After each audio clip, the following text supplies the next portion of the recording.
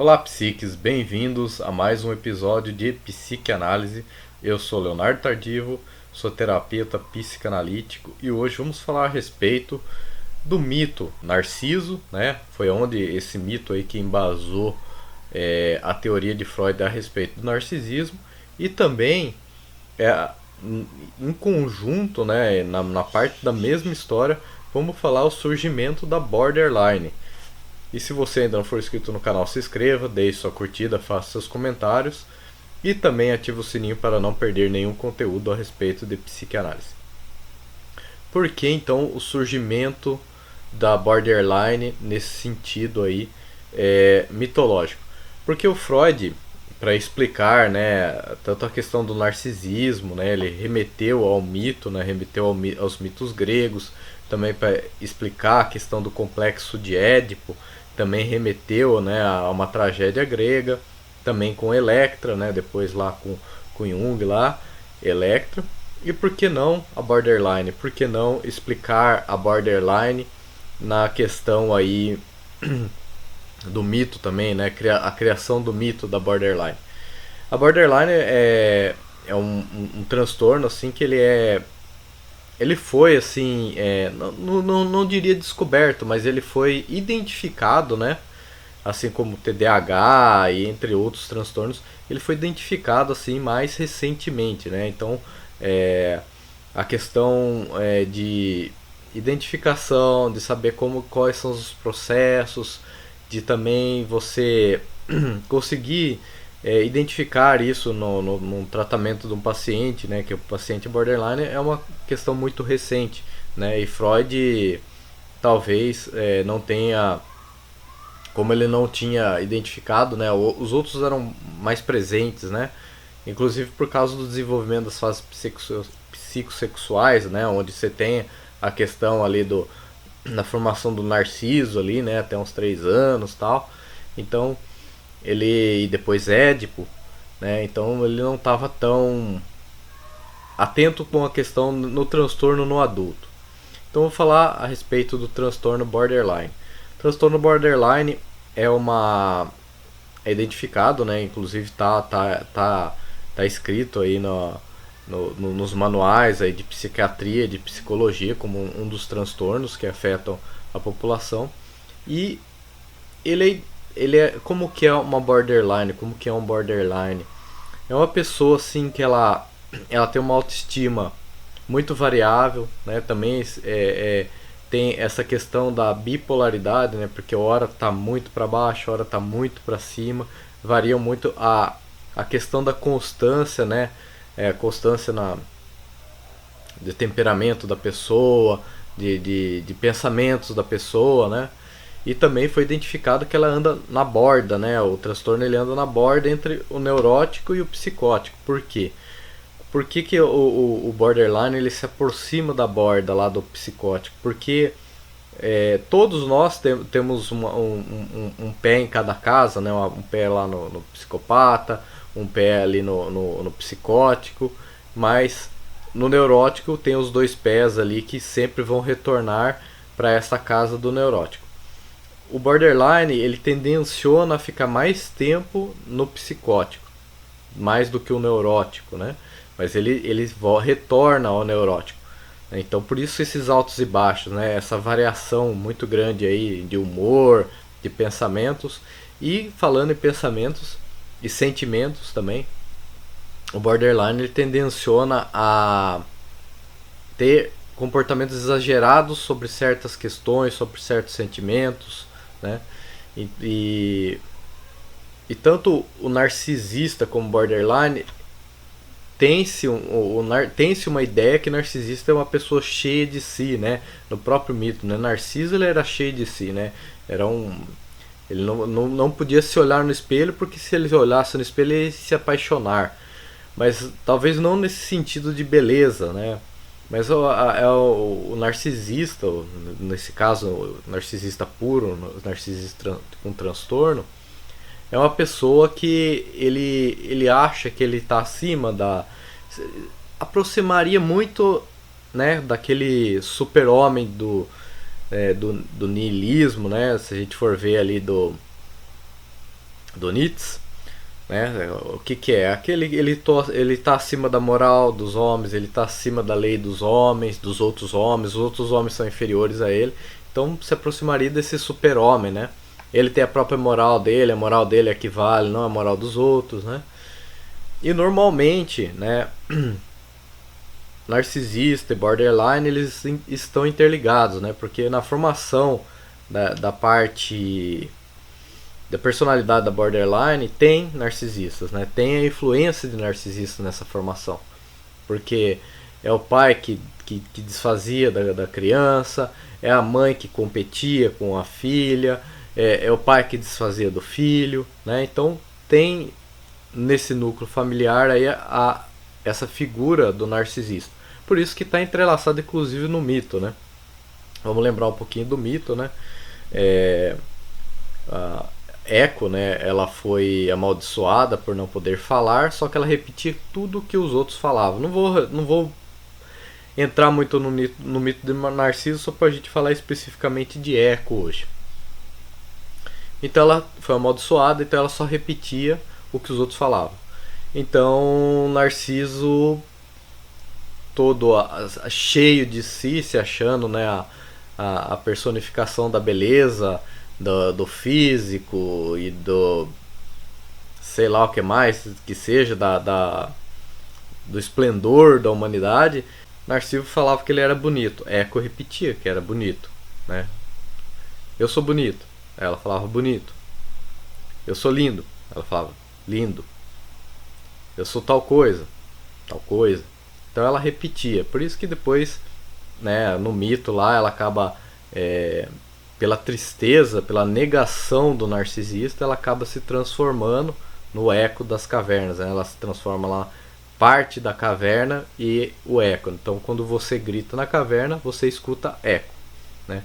Uma forma aí que os gregos eles tinham umas maneiras aí de enxergar o mundo assim, bem interessantes, né? Tudo por meio de histórias assim. Então a mesma coisa funciona, né?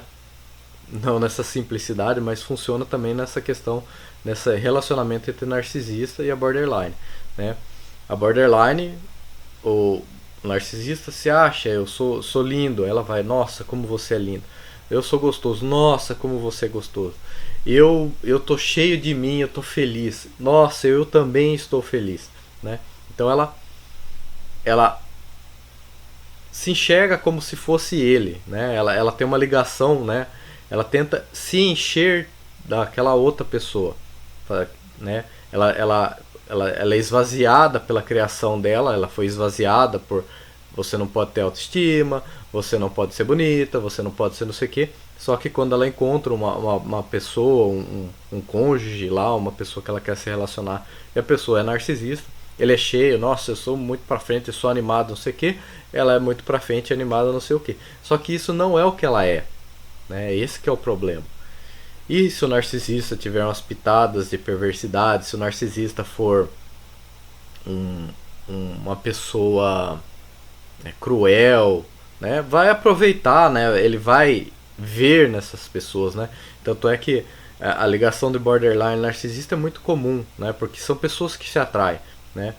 É o cara que tá lá se achando tal, daí vê aquela menina que manda aqueles olharzinhos lá, meio tímidas talvez, não sei o que, e ele vai se aproximar dela, né, ver que ela admira ele, né, quando ele tá lá falando, né, não sei o que, ela tá lá com os olhos brilhando, olhando para ele, né, então tem todas as questões e eles se atraem, né, e nessa atração, né, o narcisista com o tempo vai se cansar, né, do eco repetindo, que foi a mesma coisa que aconteceu no mito, né?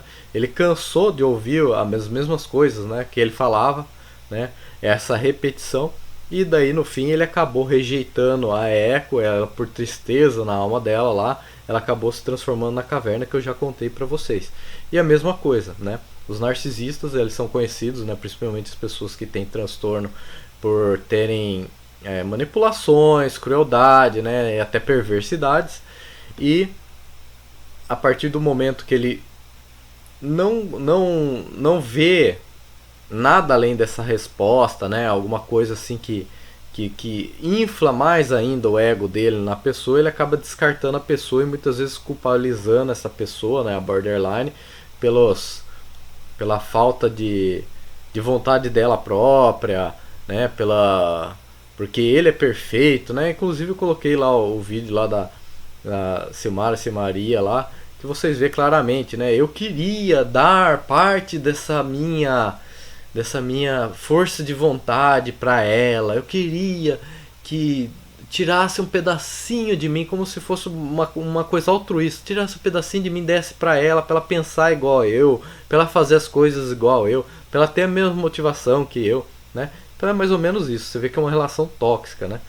E quem sofre muito com isso é borderline, porque como ela é uma pessoa que ela foi esvaziada, né, nessa criação, nessa formação da personalidade dela, ela acaba se sentindo totalmente vazia, né? Ela se sente usada, ela se sente frustrada, às vezes ela se deixa passar por esses abusos do narcisista, porque ela, entre aspas, vive nele, e quando sai essa presença desse narcisista, a vida dela acaba virando um caos, né? Ela não sabe quem ela não se encontra, ela tem muitas tendências, né, a querer voltar ao abuso, dependendo da situação, né, se fosse uma situação de abuso, até se sugestionar ao abuso, para ter aquela pessoa de volta, como se aquela pessoa fosse resolver a vida dela. Mas aí que está a questão, né? A borderline, ela não tem que se resolver no outro, né? Ela tem que se resolver com ela mesma, ela tem que se encontrar, ela tem que saber claramente, com pés no chão, com maturidade, aonde que ela tá, o que ela quer, porque senão os relacionamentos vão ser só pular de galho em galho, de narcisista em narcisista, né? Ora, nossa, aquele cara é maravilhoso porque ele é muito pra frente, é muito bem-humorado, não sei o que nananana, só que tá lidando com outro narcisista, porque está vivendo, né?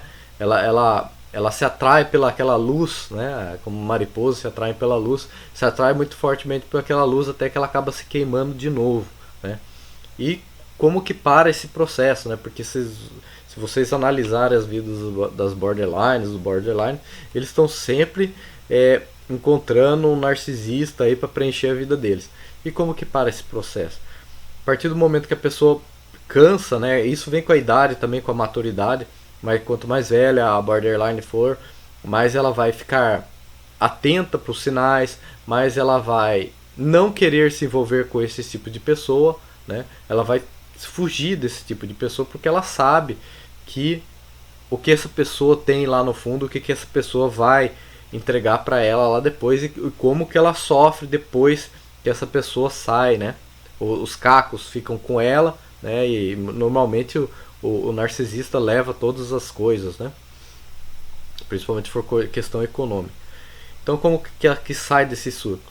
Reconhecer, né, esses relacionamentos, enxergar como que foi o desenvolvimento aí na parte psicanalítica, como que foi o desenvolvimento da personalidade dela, identificar, né, os pais, como que se foi moldado esse transtorno, né, como que a filha projetava no pai, ou o filho projetava no pai, ou a filha projetava na mãe, né, o filho projetava na mãe, como que é toda essa interação deles, né, para entender, né, por que a mulher procura tal tipo de pessoa. É referência ao pai, é referência à mãe, por quê, né? Então é dessa forma que a psicanálise vai agir, e depois, né, ficar atento para a questão comportamental, sim, né? Tá se envolvendo com os mesmos tipos de pessoa? Será que não os gatilhos vão começarem a serem usados e a pessoa não está percebendo, né? Porque é como eu digo, né? Como o borderline ele anda muito perto da borda ali, muito perto ali da psicose. Às vezes a pessoa tá tão deslumbrada com aquela outra pessoa, tá tão, nossa, é o cara ideal, nossa, aquela menina é lindíssima, olha como ela é boa, olha como ela é gente boa, olha como ela é pra frente. Se ilude, né? Cria-se uma ilusão, né? Nessa questão aí da psicose, né? Fica no mundo de fantasias, mundo ideal e tal, e não enxerga as coisas que estão realmente acontecendo. Uma hora ele fala alguma coisa assim e a pessoa não percebe.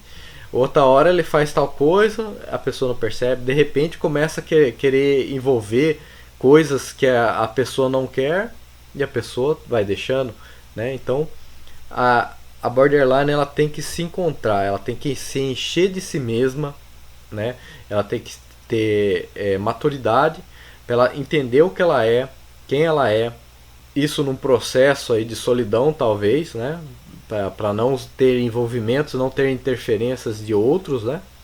E ela se encontrando, né? Ela tendo essa vontade de si, né? Ela começa a reconhecer quem ela é, o que ela realmente gosta, o que ela realmente quer. E aí sim, ela pode tentar sair aí para a vida e procurar um relacionamento saudável, né? Diferentemente aí da Echo, né, que ela representa, na minha opinião, né, ela é a representação mitológica da borderline, porque mostra, né, como que se dá esse arranjo, né, entre o narcisista e a borderline. E é isso aí, pessoal, espero que vocês tenham gostado desse vídeo. Não deixe de curtir, fazer sua inscrição no canal para mais psicanálise. Um abraço, fui!